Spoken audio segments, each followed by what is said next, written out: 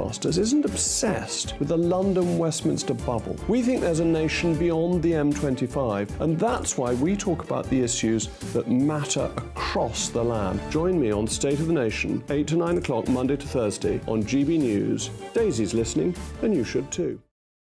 People in Britain, they love free speech, but they also love fair play. I don't care if I'm speaking somebody from a trade union, from the Labour Party, somebody from the SNP. And I think the viewers like to see that actually we can challenge one another, but in a positive way. We think we ask the questions that people want to ask, and often we ask the questions that we wanted to ask in Parliament but never got the chance to ask. So join us every Saturday, 10 a.m. till noon on GB News, Britain's news channel. First and foremost, I'm a GB News fan, and I was before I was working here. Just love the fact that we're asking the questions that a lot of establishment media won't ask. With a bit of a twist, we not only want to inform you, but we want to keep you entertained. It's worth the drive because you get in and the team's all ready and waiting, they're itching to go, and it's a proper little family. GB News is the People's Channel. It's the audience that makes the programme sing. We're giving our viewers and our listeners a voice. I see the thousands of your letters, tweets, emails, you name it, coming in. Britain is broken. How on earth did we get into this mess? But more importantly, how do we get out of it? The establishment had their chance. Now we're here to represent you. It's time for something different. It's time for GB News. I'm very patriotic. I believe in Britain. Our best days lie ahead. Britain's watching. Britain's watching. Join us here on GB News. The People's Channel. Britain's news channel.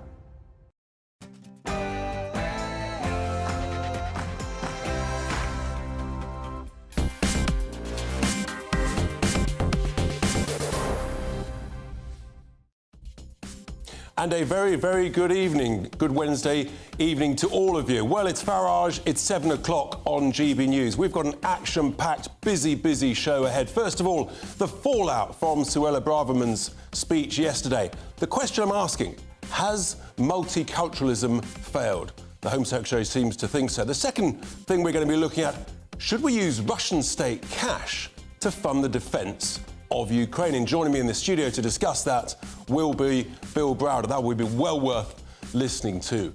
And then also, a huge new oil field has been approved, the Rosebank oil field in the North Sea.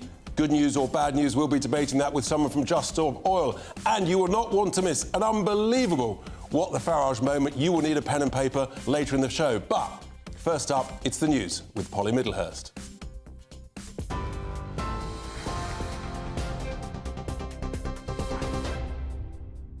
Richard, thank you, and good evening to you. Well, we start this news with the news that a 15-year-old girl has died after being stabbed in Croydon in South London.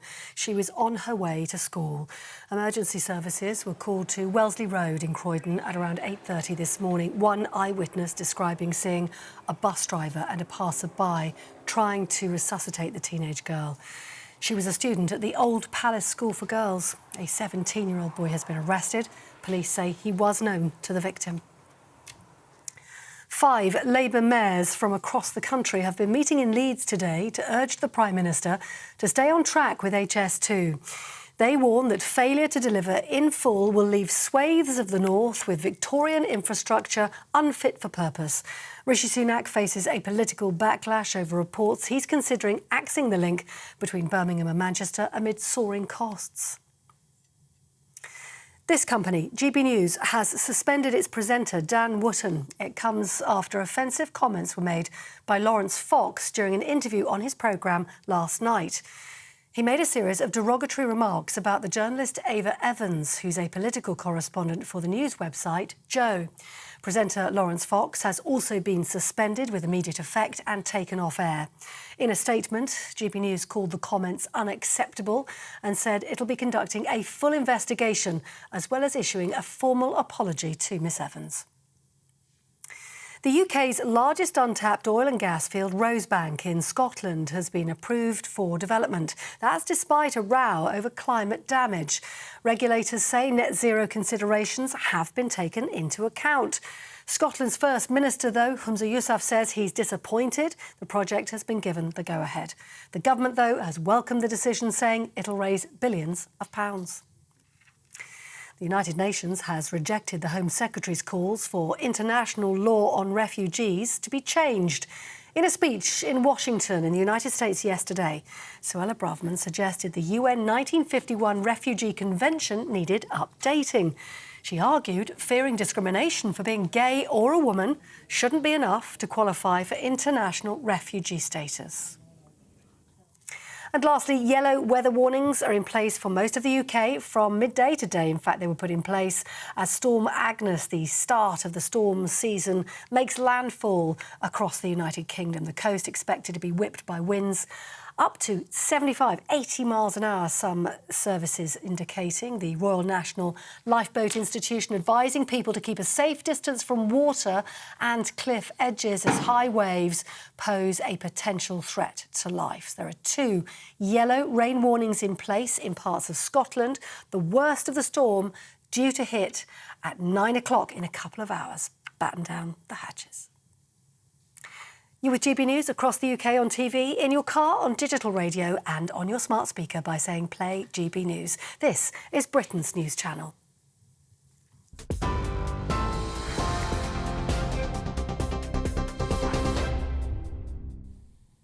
Thank you, Polly. Welcome back to Farage just after 7 o'clock here on GB News. Well, goodness me, it has been a busy, busy day. And hasn't the fallout grown? The usual critics have been attacking our Home Secretary, Suella Braverman, for making Washington what I think is one of the most extraordinary, one of the bravest, most courageous speeches ever made by a Home Secretary. But I've written, and I spoke yesterday, I don't think she's gone far enough. But first of all, before we debate this with my studio guest and a guest down the line, let's just remind ourselves just of one of the key extracts from the Home Secretary's speech. Multiculturalism makes no demands of the incomer to integrate. It has failed because it allowed people to come to our society and live parallel lives in it. They could be in the society, but not of the society. And in extreme cases, they could pursue lives aimed at undermining the stability and threatening the security of our society. Well, goodness me, I mean, after that speech, you would think it's the first time anybody's had the courage to suggest that multiculturalism has failed in the United Kingdom. No one's ever said it before, apparently. But let's just check back in history, shall we? Let's just see what former leaders in the United Kingdom and indeed across Europe have said over recent years. Under the doctrine of state multiculturalism, we've encouraged different cultures to live separate lives apart from each other and apart from the mainstream. My response is clearly yes, it's a failure. The truth is that in all our democracies we've been too preoccupied with the identity of those arriving and not enough with that of the countries which welcome them. So there we have it. David Cameron, Nicolas Sarkozy. Back in 2006, Tony Blair, he said, for the first time in a generation, there's an unease, an anxiety, even at points of resentment, that our very openness, our willingness to welcome differences, our pride in being home to many different cultures is actually being used against us. It's being abused, indeed, even in order to harm us. And then also, as part of her review into opportunity and integration back in 2016, Baroness Casey, Louise Casey, she found that in a number of local areas, ethnic or migrant groups have become increasingly divided. So I'm asking you this big question this evening. Has multiculturalism failed? Get in touch with us, email farage@gbnews.com or tweet us with the hashtag Farage on GB News. Well, it's a really big topic. It's an important topic. Are we getting the language right to this? The words, the language. Well, I'm delighted to be joined in the studio by Dr. Alan Mendoza, who is the Executive Director of the Henry Jackson Society. Alan, thank you for joining me at this very important debate and an important day, I think, the fallout of this. Have you been surprised by the abuse and the vitriol that the Home Secretary has received following that speech yesterday? No, not in the slightest, because every time this argument is made, the sort of manifestly obvious point that multiculturalism is indeed not something that ought to be embraced, but indeed turned on its head, every time that comes up, of course there's a cavalcade of problems and abuse and hysteria around it. But, you know, what your segment just a moment ago showed was very interesting. We've had years of this, and yet it's very interesting that when she says it, there's a particular attack. This is a key point. I don't remember Tony Blair or David Cameron or Louise Casey getting a whole pile on in the same way that this Home Secretary has. Is that because of the small boats problem, or is it because the Tories are under pressure? What's your view on that? It feels very different. No, do you know, I'd go a little bit further than that. I'd say it's because Suella Braverman is an example of what integration really looks like. And not, as was said by another commentator today, that she's an example of multiculturalism. No, on the contrary, she is an example of integration. Yes, she's got her own identity, but she has embraced the British identity with it as well. And the point is that because she is so manifestly and obviously, if you like, someone who ought, in the view of the left, to be defending multiculturalism, and yet here she is attacking it, that, you know, marks her out for special attention. OK, but you've hit possibly the nail on the head. Have we got the terminology completely wrong here? Is multiculturalism actually the wrong word to use? And actually, what we've got, very successfully, is a multi-ethnic society focused around one British culture. That culture of fairness, of decency, of tolerance, of respect, whether it's from Shakespeare to cricket to Churchill to James Bond. These are the great things that we love and take huge pride in our history.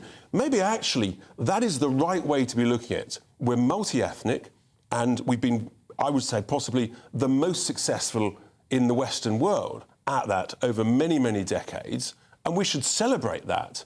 And that this idea that sort of multiculturalism, in a sense, if you've got different cultures staying on different railway tracks and never the twain shall meet, never the tracks shall meet, then actually that's what creates the problems. And if you've got communities from one group, one culture, staying in one area and not integrating, that's where problems arrive. Yeah, totally. I mean, this is the whole point. Now, the terminology is correct in the sense because if you recall, that Labour government, the 97 Labour government, decided to bring in, if you like, this idea that come here, you don't need to integrate. I mean, Blair subsequently discovered the problems of that, obviously. Do your own thing and it won't be an issue. And, of course, it turned out to be an immediate issue, an immediate problem. And so since then, we've been wrestling with this idea of the vision you've suggested, which is the right vision for this country, which is doesn't matter where you're from, historically, where, you know, what your background is, what your religion is. What matters is, are you prepared to buy into what this society is offering, to buy into the values this society believes in, and to be a part of that, maintaining your own identity, that's fine. But you've got to be part of the broader whole and accept that when there's a conflict between, if you like, the mores of the old world, the values of the old world, and those of the new that you're in, that you buy into that new world side over the old. And I've done it myself, actually, because I lived a couple of years in France and I bought into the wonderful French culture. The cheese, the wine, the long lunches. I mean, there was huge things to embrace in the French culture, which when I came back to the UK, many of those things had sort of disappeared. The long lunch had long gone. So I think, actually, that is it.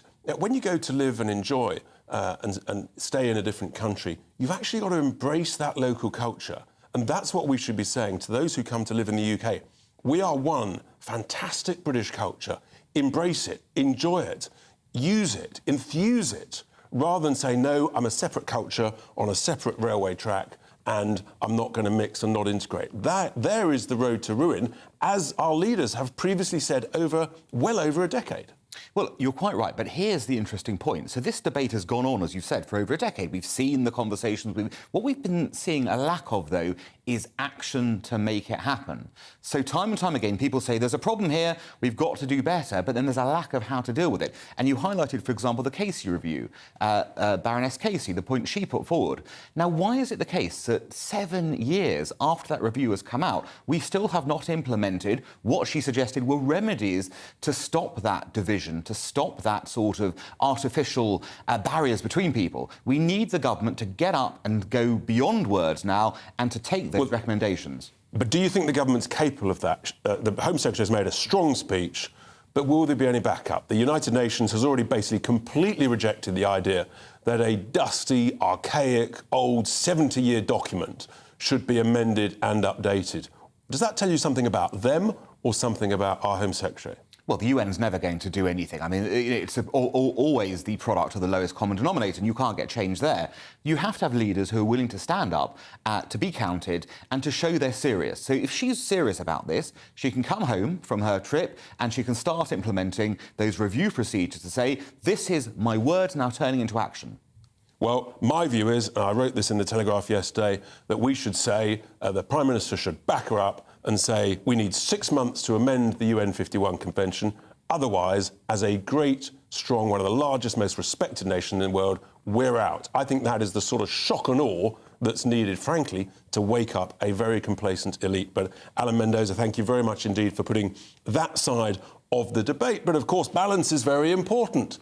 And I'm delighted to be joined down the line by Dr. Ritat Drabu, who is the former Secretary-General of the Muslim Council of Britain and a GP. Dr. Ritat, thank you so much for joining us on GB News. So you may have heard some of that debate there. Obviously, yesterday was a very significant speech by the Home Secretary.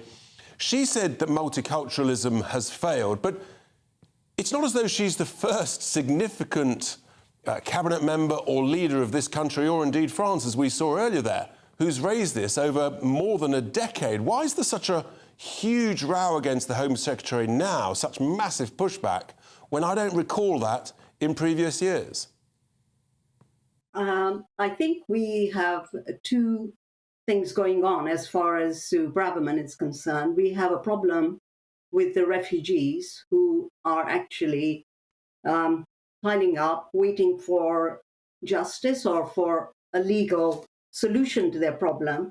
And this is, I feel, is a diversion. There is multiculturalism, in my book, has not failed. And I noticed that you're trying to mix ethnicity, multi-ethnicity and multiculturalism and values. The values that are British values are universal values. They're not particular to us. So, making it out as if everybody who comes into this country has different values, I think is erroneous. I have come to this country as I'm a second generation.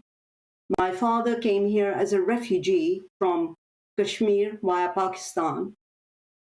I have got 4 children. They're all embrace what we have here. They would embrace wherever they are what is given to them or what is theirs. So I don't see in this country I don't see multiculturalism as dead and to be buried. I think it's something that we need to celebrate, and we have it in this country. My 4 kids are a great example. One of them is married to an English boy, another one English, a Dutch, and a Turk. What more could be? What more can you say about this country that we can have such diversity? Yeah, I get that, but would you accept that actually people coming from different nations around the world, actually they do have different values? Regrettably, women in some countries are treated as second-class citizens in a very different way that we completely abhor. So I think actually we are respected for some of those things that I referred to. What I'm trying to do is find the positives. And you've seen there that Tony Blair said multiculturalism had failed, David Cameron, Nicolas Sarkozy, serious international leaders of their time, the Casey Review. Should we not focus, as I suggested, on that different terminology? I think I'm with you. I think multi-ethnicity around one great British culture that we should celebrate, we're probably the best in the world at. But I think it's the issue where if you've got large groups who sort of stay in their own communities with their own culture, then that actually becomes more of an issue, more of a problem, as our leaders have previously said. I think you've got to understand that those cultures that are staying in one place will slowly get free of that, that boundary. I think it's an evolving thing. I don't think multiculturalism is static, and I don't think it's dead. I think it needs to be fed. I think it needs to be celebrated. I think it needs to be invested in. I think it needs to have education.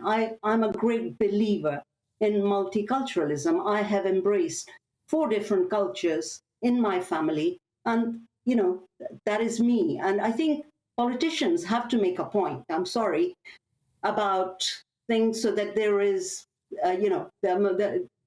saying that multiculturalism isn't working. It works for them as politician. As just an ordinary GP looking at me around where I live, multiculturalism is thriving. It's working. You think it's working. Do you agree with me that actually maybe multi-ethnicity is a better way of describing it, given that many people previously have said that multiculturalism have failed, or do you think they're actually the same terminology? I mean, multi-ethnicity, multiculturalism, you know, you can call it what it is, but we're talking about human relationship here. We're talking about people, you know, understanding each other, not fearing each other. And the integration of different people from different nations around the world. And I think that's really interesting. For me, I think that we've got to be able to integrate, but we have to do it at a pace that works for the local culture, for British citizens, and that, I think, is one of the big questions that the previous leaders have referred to.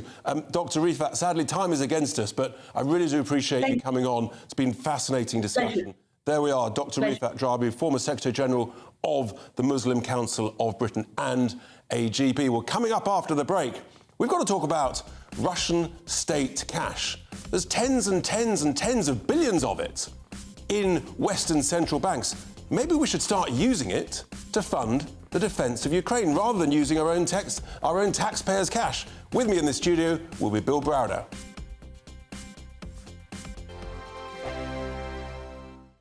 What you get for breakfast is something that, if we do our jobs right, you will wake up to news that you didn't know the night before. It's a conversation. It's not just me and Eamon. We want to get to know you, and we want you to get to know us. From 6, it's Breakfast with Eamon and Isabel. Monday to Thursdays on GB News, Britain's news channel. Nightmare commute. Kick it up a gear with me, Patrick Christie's, at Drive Time, 3 till 6 p.m, Monday to Friday on GB News Radio. You can listen online and on DAB+, on the smart speaker app and on the GB News app. And if you've got an Alexa, all you have to say is, Alexa, play GB News. We're also on TuneIn and the Radio Player apps. From the school run to rush hour, get revved up with me, Patrick Christie's, on GB News and GB News Radio. Join me, Andrew Pearce and Bev Turner, Monday to Thursday, 9:30 a.m. Who benefits from that? Not the British public. And on Fridays, join us, Tom Harwood and Ellie Costello from Britain's Newsroom. That's what you get with this show. That's fantastic. If it's happening, we're talking about it on Britain's Newsroom. GB News, Britain's news channel. GB News, unlike other broadcasters, isn't obsessed with the London-Westminster bubble. We think there's a nation beyond the M25, and that's why we talk about the issues that matter across the land. Join me on State of the Nation, 8 to 9 o'clock, Monday to Thursday, on GB News. Daisy's listening, and you should too. People in Britain, they love free speech, but they also love fair play. I don't care if I'm speaking somebody from a trade union, from the Labour Party, somebody from the SNP. And I think the viewers like to see that actually we can challenge one another, but in a positive way. We think we ask the questions that people want to ask, and often we ask the questions that we wanted to ask in Parliament but never got the chance to ask. So join us every Saturday, 10 a.m. till noon on GB News, Britain's news channel. The Live Desk with me, Mark Longhurst. And me, Pip Thompson. It's here Monday to Friday on GB News. From midday, we'll bring you the news as it breaks, whenever it's happening and wherever it's happening, from across the UK and around the world. Refreshing, feisty, but with a bit of fun too. If it matters to you, we'll have it covered on TV, radio and online. Join the Live Desk on GB News, the People's Channel, Britain's news channel. In a world of dull and predictable radio and TV shows. Oh, hi. On Mark Dolan tonight, we've got big guests. We drill into the big stories of the day. The show adds up to a brilliant listening and viewing experience. Mark Dolan Tonight is the most entertaining current affairs show ever, and that's a fact. That's Mark Dolan Tonight, Friday, Saturday and Sunday from 9. only on GB News, Britain's news channel.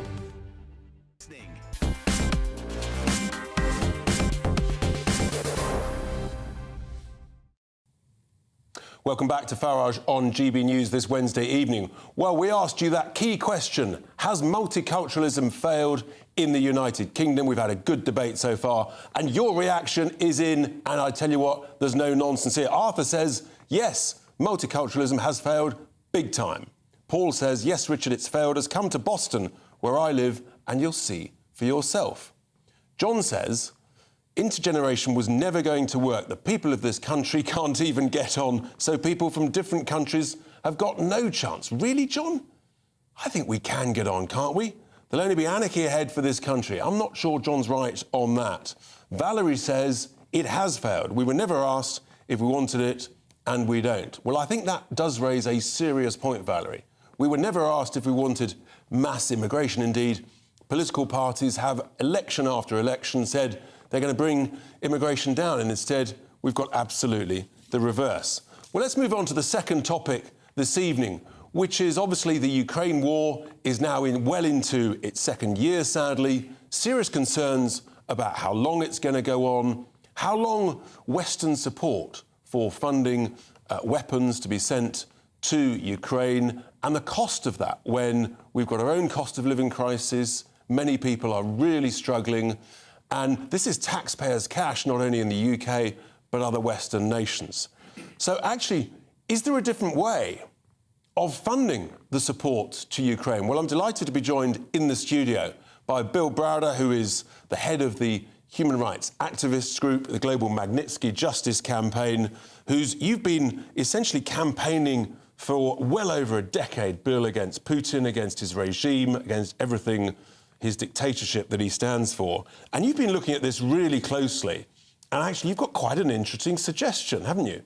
Yeah, I do indeed. So Putin started this war February 24th, 2022. It was a totally unprovoked war, and he's done the most horrible damage to Ukraine. Of course, there's millions of refugees. There's $1 trillion of damage that's been done. And after the war started, the first thing that all the major Western countries did was we froze the Russian government's central bank reserves that are held in our banks. Essentially cash. Cash. Right. So Putin had a war chest. He had a total of $650 billion. $350 billion of that was held in our currencies in the United States and the UK and EU, et cetera. And we froze $350 billion. Which is still there. Which is still there. So Putin has done all this damage. Well, the easy thing to do here, before we dig into our own pockets, and we've been doing a great job of helping Ukraine, is and some people are very concerned about that, how long we should keep funding it with taxpayers' cash. Well, there's an easy solution to this. We have custody of $350 billion, not here all in the UK, but among our allies. We should confiscate that money, and we should use that money for the defense and reconstruction of Ukraine. Let Putin pay for the Ukrainian invasion that he started instead of us paying for it. So you've got an extraordinary situation where what you're suggesting is essentially we use Putin's cash to fund the weapons for Ukraine to defend itself against Putin. Quite an interesting, virtuous sort of circle of the cash. I mean, it's a perfect story. I mean, how would he react to that? Well, so this is the interesting thing. So Putin doesn't care. He's lost, in my estimate, about 300,000 soldiers.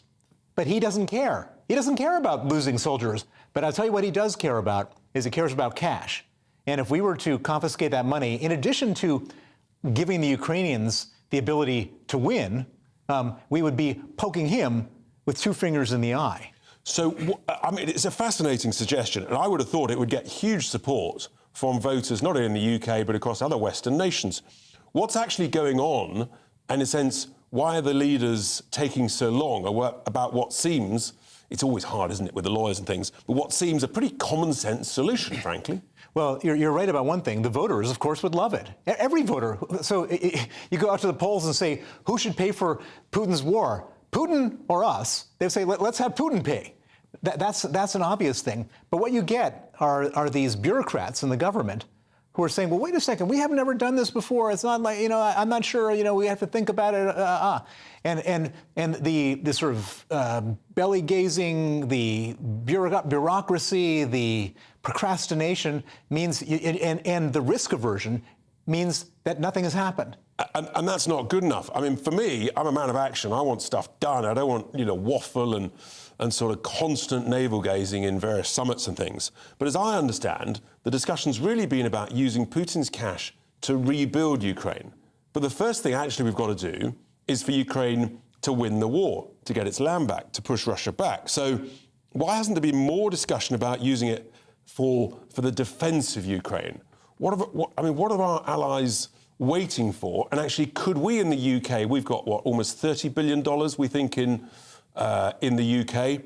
Couldn't we lead the way in a rather sort of Churchillian style and say, this is what's got to be done? I mean, Boris Johnson, surely he would love that sort of approach. Well, Boris Johnson was out there, first Western leader into Ukraine. He was the UK has supplied Storm Shadow missiles when everybody else was procrastinating. We were the ones pushing the tanks. There's no reason why we can't lead on this whole thing, and we should be leading on this whole thing. And sometimes it's a smaller country that can get stuff done before the United States. And so this is a no-brainer. This is the most obvious thing. Putin broke it, he should fix it. Does it require legislation to do this? Or actually, could we use existing legislation and say, we're doing this and we expect other Western nations to follow? I think we have to have new legislation. We should have the Russian confiscation for Ukraine law, or whatever you want to call it, that needs to be put in place. But it doesn't take long to put new legislation in place, particularly when something so important as a major war is going on. Absolutely. Bill, fascinating. Thank you so much for your thoughts. I think it's a really, really interesting idea that we use Putin's cash to fund the defence of Ukraine.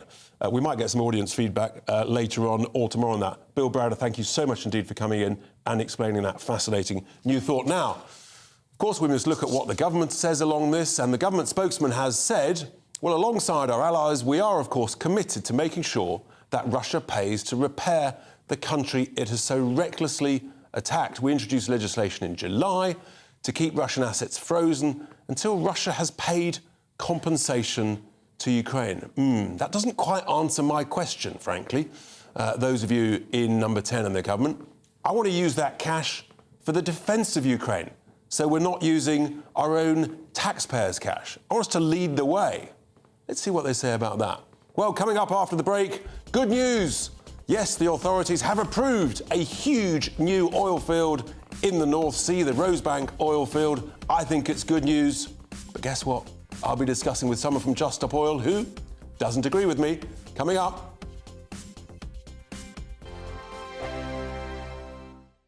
The Live Desk with me, Mark Longhurst. And me, Pip Thompson. It's here Monday to Friday on GB News. From midday, we'll bring you the news as it breaks, whenever it's happening and wherever it's happening, from across the UK and around the world. Refreshing, feisty, but with a bit of fun too. If it matters to you, we'll have it covered on TV, radio and online. Join the Live Desk on GB News, the People's Channel, Britain's news channel. So Jubes and Kerr, we tackle the issues of the day with real robust debate, both sides of the fence, battling it out with me in the middle with my forthright opinions and views. And often really interesting things happen because you start with a position and then by the end of the debate you find actually, well, I might not have thought about that one. What we need in this country is 2 new political parties. You should maybe think about doing a 2024 calendar. I'm Michelle Dewberry and I'm keeping you company right through until 7 o'clock this evening. GB News, the People's Channel, Britain's watching.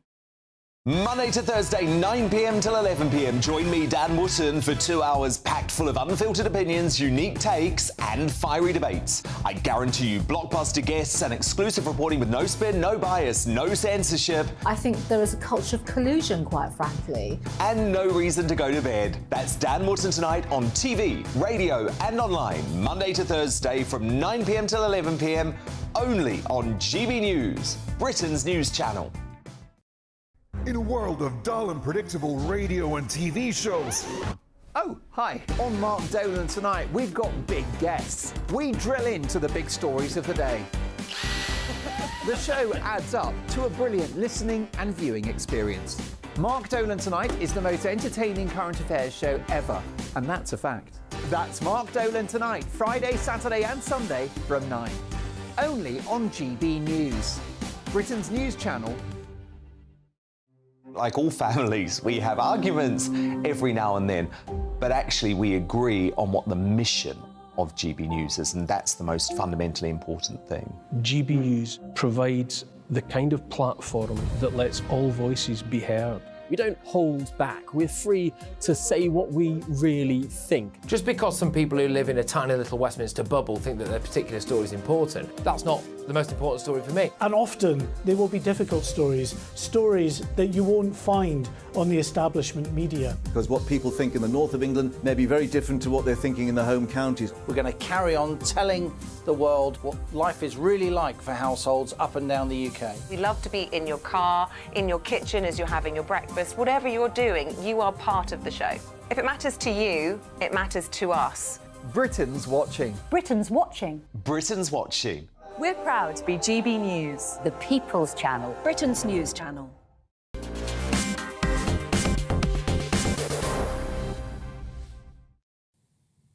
Welcome back to Farage on GB News. Well, good news today, folks. Yes, excellent news. We can use more of our own energy treasure in the North Sea because the North Sea Transition Authority that regulates exploration production approvals in the North Sea has given its approval to a huge new unexplored oil field called the Rosebank oil field. It's got some 350 million barrels of oil. This is a seriously large field. It could represent about 8% of our daily needs, and it could actually be ready to produce and to be delivering oil in the next few years, from between about 2026 through until 2030. Vital, surely, that we use our own energy, we keep our jobs and our money here. It's what, after all, was so successful in the 1980s and the 1990s. But no surprise, not everybody is thrilled to bits. There's been lots of criticism from various parliamentarians, from the Climate Change Committee, and of course from campaign groups like Just Stop Oil. I'm delighted now to be joined by a spokesperson for Just Stop Oil, Zoe Cohen. Good evening, Zoe. Thanks for joining me on GB News. Really do appreciate it. So, look, I think this is good news. There's over £6 billion potential investment into the UK, thousands and thousands of jobs, and we become more self-reliant on energy. And the other good news, surely, Zoe, is by using our own oil, we actually keep CO2 emissions down rather than import it from America or from the Middle East. What's not to like, Zoe? Hi, Richard. Thanks for having me on. I mean, obviously, I'm not surprised to hear that you have that attitude, given that GB News is a channel that's actually funded by oil interests. So, you know, you guys are really oil news rather than GB News, aren't you? So I'm not really surprised to hear that. But pretty much everything you just said was actually misinformation, in fact, possibly even a lie. Information about the quantity of... What's misinformation, Zoe? Perhaps the barrels of oil might have been correct, Richard, but the rest was pretty much rubbish. And it's going to be available to produce in 3 to 4 years. Treasury, that might be accurate, but the Treasury is going to be a net loser on this. The people of this country, your audience, the families watching right now are not going to be better off in any way. So if you're watching this programme, please do not believe the misinformation you're being fed. You're not going to be better off. It's not energy security. Your bills won't go down. This oil gets sold on the global market for the highest bidder. It doesn't even belong to the UK. It belongs to Equinor and the other oil companies that own the actual oil rigs, etc. It doesn't belong to us. It's not British oil. Hang on, but Zoe, the jobs, most of the jobs are going to be here. It's going to bring billions of pounds here. It's a huge opportunity. Whether it's exported somewhere else or whatever, lots and lots of investment in the UK, Richard, particularly through our expertise in Aberdeen. We know it was a huge generator. Zoe, we know that it's been a massive generator of wealth and prosperity for thousands of jobs and for people in this country. The government talks about energy security. What's your solution if you don't want this? Sorry, I've got snagging internet a little bit here, but before I say that, you know, The people who work in the industry want job security. Long-term job security is going to come from working in renewables and related sectors. This is not a secure future. Either way, if we continue with new oil and gas, we either have economic, societal and climate collapse, which is forecast by 2040 by all sorts of esteemed scientists and the likes of KPMG, the Globe. You can shake your head. Of course, I do shake my head. I tell you what, I'm so glad, Zoe, you used KPMG. They forecast for the next decade, every household in this country will have extra bills because of net zero of at least £1,000. That is a political choice, isn't it, Richard? There's plenty of money in this I tell you what, no, country. it's real people's cash in their budgets that they haven't got, Zoe. That's what it is. It's political, says the multimillionaire. Huh. Seriously, Richard, get real. You have no idea how ordinary people live, really. Actually, it's a political choice by people like you to push this agenda that the cost should be lumped on ordinary people. The millionaires, the billionaires and the oil companies should be paying for all of this transition. Ordinary people should not be paying for it. You're feeding misinformation and lies to your audience. It's wrong. Everyone watching needs to go to juststopoil.org and join us on the streets. Marvellous promotion, Zoe. But on the two things that I called you out on for saying it was misinformation, you had to agree with me that it was accurate. So your solution, Zoe, presumably is renewables like offshore wind. Let's just remind everybody, 2 weeks ago, the government had an auction for 5 new licences for offshore wind. And what sort of bids did they get? I mean, how many loads of developers came forward with bids at really low prices that everyone was celebrating could be achieved? How many came forward, Zoe? As far as I know, it wasn't a functional process. It didn't actually work because they set the levels too low. That costs have gone up a bit and they set the levels too low, so they failed. It was government failure, and I don't suspect for a minute that was an accident. They don't actually really want this to work because let's not forget, the Conservative Party are funded by oil interests, just like Zoe, you've admitted that the offshore wind industry has failed because the price has to be much higher. Oil interests. No. You've admitted, Zoe, the offshore wind auctions failed because they can't make it viable unless the price is way, way high. Let me tell you what happened. Richard, the developers, they didn't want to bid or say what the real price was because the price was too high and it would have been humiliating and embarrassing. That's rubbish. 10 billion a year, 10 billion quid of taxpayers' money goes to oil and gas subsidies by this government every single year. 10 billion quid of your hard-earned cash to your audience is going to fossil fuel subsidies every year. I bet you don't talk about that, do you? What I will talk about, Zoe, 15 billion of subsidies goes to the renewable industry. 80% of our wind farms offshore are overseas owned, so all those subsidies and profits are going offshore. Zoe, we will never agree, but it's great to have a spirited debate. And let's see what our listeners say. I'm sure they'll go there. Zoe, I really appreciate that. I appreciate you coming on. I know you're committed and passionate about it. I wonder what our viewers and listeners think about that. Zoe was trying to hold up a sign there. Look, I think she's completely wrong. I think this is good news for jobs, for energy security, and I've proven it. The offshore wind industry, they can't make it work. They're embarrassed about the price they need in order to build wind turbines. They've got a real problem. Now, I promised you that we'd have some fun with What the Farage earlier. Goodness me, this is extraordinary. Yes. We talked about gender-neutral toilets, and now we've got gender-neutral names. It seems there's a bit of a trend for babies now to have some sort of new names. And I've got to be honest, when I heard these, I didn't know myself. Was it male? Was it a boy or a girl? Let's just look at some names. Get your pen and paper out. See if you do better than I did. Here we go. Juno, Asher, Raffi and Quinn. Let's just pause for a second. Just jot the answers down as to what you think, what sexes you think those are. Juno, Asher, Raffi and Quinn. And here are the answers coming up.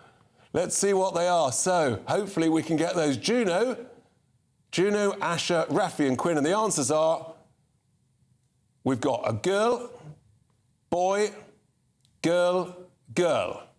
I'll repeat that. Girl, boy, girl, girl.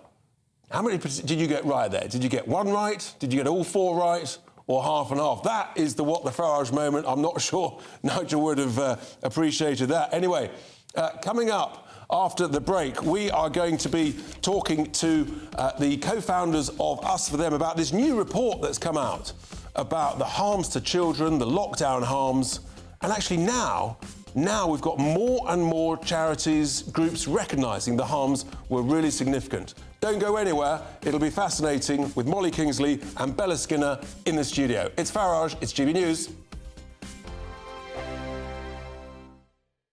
Join me, Andrew Pearce and Bev Turner, Monday to Thursday, 9:30am. Who benefits from that? Not the British public. And on Fridays, join us, Tom Harwood and Ellie Costello from Britain's Newsroom. That's what you get with this show, that's fantastic. If it's happening, we're talking about it on Britain's Newsroom. GB News, Britain's news channel.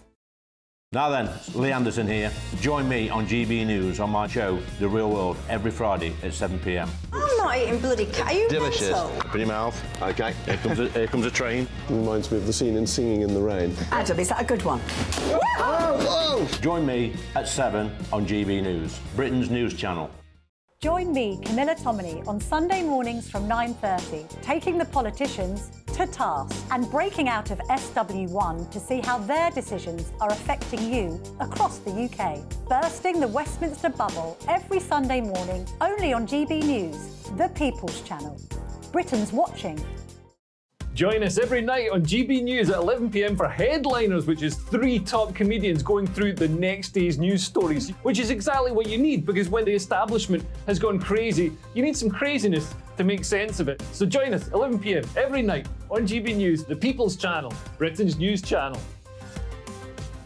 I'm Andrew Doyle. Join me at 7 o'clock every Sunday night for Free Speech Nation, the show where I tackle the week's biggest stories in politics and current affairs with the help of my 2 comedian panellists and a variety of special guests. Free Speech Nation, Sunday nights from 7 on GB News, the People's Channel, Britain's news channel. Every Sunday from 11, join Michael Portillo. There'll be topical discussion, looking at the week before and the week to come. So kick back and relax at 11am on Sundays on GB News with me, Michael Portillo. GB News, the People's Channel, Britain's news channel. Nightmare commute? Kick it up a gear with me, Patrick Christie's, at drive time, 3 till 6pm, Monday to Friday on GB News Radio. You can listen online and on DAB+, on the smart speaker app and on the GB News app. And if you've got an Alexa, all you have to say is, Alexa, play GB News. We're also on TuneIn and the Radio Player apps. From the school run to rush hour, get revved up with me, Patrick Christie's, on GB News and GB News Radio. In a world of dull and predictable radio and TV shows. Oh, hi. On Mark Dolan tonight, we've got big guests. We drill into the big stories of the day.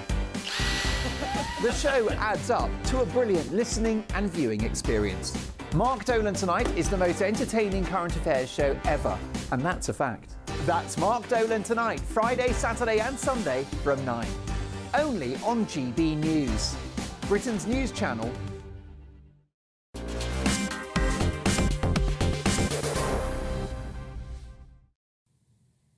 Welcome back to Farage on GB News, the last segment of the show, but actually incredibly important because a new report is out today. What about the children? It sort of says what it on the tin, doesn't it? Which has been released by a variety of charities, campaign groups in this report. Really significant as we head towards the second module of the COVID-19 inquiry. I'm delighted to be joined in the studio by the directors of Us For Them, Molly Kingsley and Bella Skinner from Us For Them. A very good evening. Thanks for joining me in the studio. You've been involved in the production of this report. Just tell us about the key findings and what this sort of leads into in terms of the inquiry ahead. Bella, you kick off.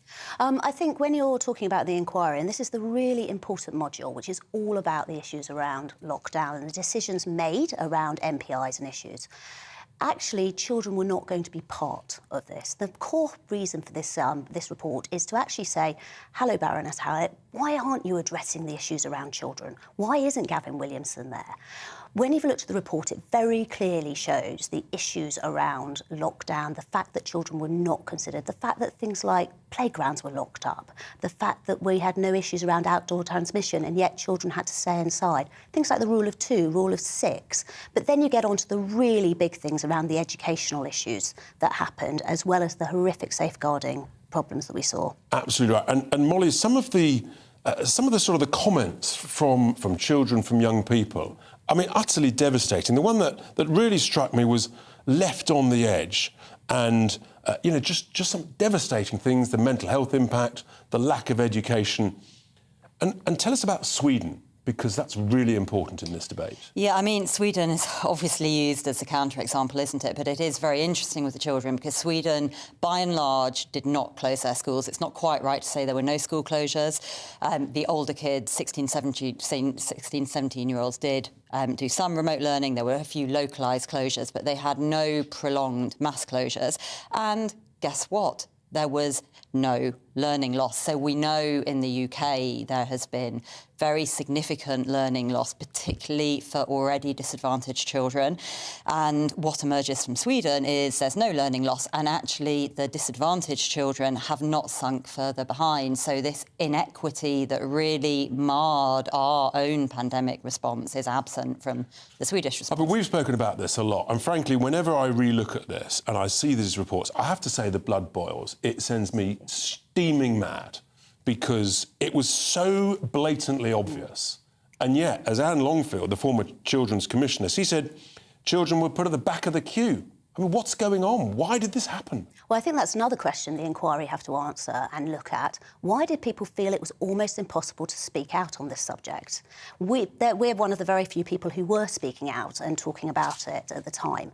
And everyone was seeing this issue. Everyone was seeing the impact that was happening on children. And we were seeing the social impacts, and we were seeing it being written. Sage talked about it. But no one was really brave enough to talk about it, because people were sensitive and people felt very uncomfortable. So I think we need to be looking at why did people feel so uncomfortable about talking about something that's so fundamentally important. Absolutely right. So, well, let's hear what the government spokesman at the Department of Education said. We asked them, they said, time in school is vital for a children's education, well-being and future life chances. Well, we know that. We know children were amongst those most affected by the pandemic, and we're helping them catch up academically as well as socially. And they talk about the multi-billions that are being poured into the recovery programme. I have to say, the other thing that drives me mad is when you get these mealy-mouthed government quotes that don't answer the question. What I want from the government is an apology that they actually got this wrong, and Sweden got it right. I think an apology and action and funding, actually. So, the government so far have given about $4 billion in recovery funding. You might remember that at the height of the school closures, they appointed Sir Kevin Collins as recovery SAR. He estimated that $13.5 billion was needed. Now, this was an independent government-appointed expert, so they have given a fraction of the amount that was estimated as necessary, and that was before, actually, the full duration of closures. And what about a commitment to not do it again? So words are meaningless, words are very cheap. How about you actually sign into law one of the recommendations made in this report, which is schools to be designated essential infrastructure, so they cannot be closed at the stroke of a minister's pen ever again. Is there an alternative approach, almost like the government approach, that says, actually, we knew children were the least at risk. We knew that teachers, more elderly teachers, others were at risk, and they wanted to prevent the spread. And in a sense, they might almost say, and I feel like a heretic saying it, that actually it was an acceptable price for children to suffer that loss, to protect others. I mean, is that their approach? Was that what they were thinking? Well, you'd like to think that they actually had done a benefit and risk analysis to actually make that decision. There's no evidence they ever did a benefit and risk analysis to make that a decision, to even debate whether they were putting adults before children. And actually, what kind of society are we if we don't put children before adults? I agree entirely. But do you trust, even if they put it into law, do you trust them second time round not to change their mind again? So we have to look at beyond children, the governance structures, the accountability structures. Here's an idea. Why don't we introduce criminal sanctions for failure to do a risk assessment? That might crystallise minds. It might do, but of course, if you look before the pandemic, it was never part of the pre-pandemic planning to close schools. In fact, I think it was specifically said not to close schools, wasn't it? Not quite that clear. Yeah, there was no plan for blanket school closures. That's definitely right. Absolutely right. So we've got to learn that lesson. But the second module of the inquiry, children are not going to be represented so far. I mean, when are children going to be represented at this inquiry? Well, that's a really good question. So Baroness Hallett, after the terms of reference came and they weren't actually including children, she has added children in. But the decision has been made that children will have their own separate module, which is actually called education. That hasn't been announced yet. The first 6 have been announced. So we're probably looking maybe starting late 25? Coming 25? back 27? Yeah. It's only 2023. I want this whole thing finished next year. I don't want to wait till 2025. And all our children will have been grown up by then. Unbelievable. Bella, Molly, you've done such sterling work. Thank you so much for what you're doing. Keep campaigning. We've got to keep battling on. We've got to keep advancing, keep succeeding. Thank you very much indeed. Talking of success, this is a very important day because Jacob Rees-Mogg, who joins me in the studio this evening, he's actually had one of his greatest days, I suspect, Jacob. I think you've been somewhere rather special today, to have a little tap on the shoulder, possibly. I have indeed. I've had a wonderful Wow, tell day. us about it. Yep. Well, I was at Windsor Castle and the Princess Royal dubbed me on either shoulder. You don't say, "Arise, Sir Galahad." It's all done silently, and then you stand up and have a little chat. So, no, it was a very exciting day. 3 of my children and my wife came with me. It was really They must have been really so lovely. proud of you. Absolutely It was fantastic. exciting. Were you a little nervous? Even you, Jacob? Sir Jacob? I'm going to have to get used to this. You don't want to fall over, do you? Or certainly not. Or curtsy rather than bow, which is always the most embarrassing thing for a man to do, I think. Well, I hope you've recovered from the excitement. What's coming up on your show? I've had a bit of a row with Just Stop Oil this evening, Jacob, it's fair to say. Well, I'm going to be talking about a similar subject. This is such good news that we're going ahead with the drilling of new fields. We need to maximise our own output. Every barrel of oil we produce is a barrel of oil we don't have to buy from Saudi Arabia or from Russia. Saudi Arabia's a friend of ours and Russia isn't. But this helps the global market. It helps energy security. It means we're not dependent on people. Completely. And actually, amazingly, it reduces CO2 emissions rather than shipping it from the other side of the world. But Just Stop Oil don't seem to get that argument, Jacob. Well, that's because they want to close down the economy. They're political zealots rather than people who want to get to net zero in a planned and intelligent way. And actually, I think the route to net zero is to take time and to wait for technologies and to recognise we're going to be using a lot of fossil fuels Absolutely right. for decades to come. And she had no answers when I challenged her on the key issue of offshore wind and the complete failure of the recent auction for the new licences. No answer at all. Offshore wind is all well and good, except when the wind doesn't blow. And then you need to power up your gas stations. Either that or you've got to buy some candles or buy shares in a torch company. Anyway, I'll be back tomorrow night. You've been watching me here on Farage on GB News. Coming up, it's Jacob, State of the Nation. It's the weather. The temperature's rising. Boxed Solar, proud sponsors of weather on GB News. Hello there, I'm Jonathan Vautry here with your latest GB News weather forecast provided by the Met Office. Storm Agnes is continuing to provide some quite blustery, very strong winds. Those winds really peaking throughout this evening. Through the Irish Sea, still the potential for 65, 75 mile an hour winds along some very exposed coastal areas and over hills. So do continue to take care. It will be accompanied by some heavy pulses of rain pushing across northern England up into Scotland. Generally elsewhere across Northern Ireland, Wales, southern half of England, it will turn drier into the second half of the night. The winds will slowly begin to ease out, but there's enough breeze around to really mix up the air, and that will prevent temperatures from dropping too much at all. So a relatively mild start to Thursday. Whilst the strongest winds will be easing tomorrow, it will still be a fairly breezy day for many of us.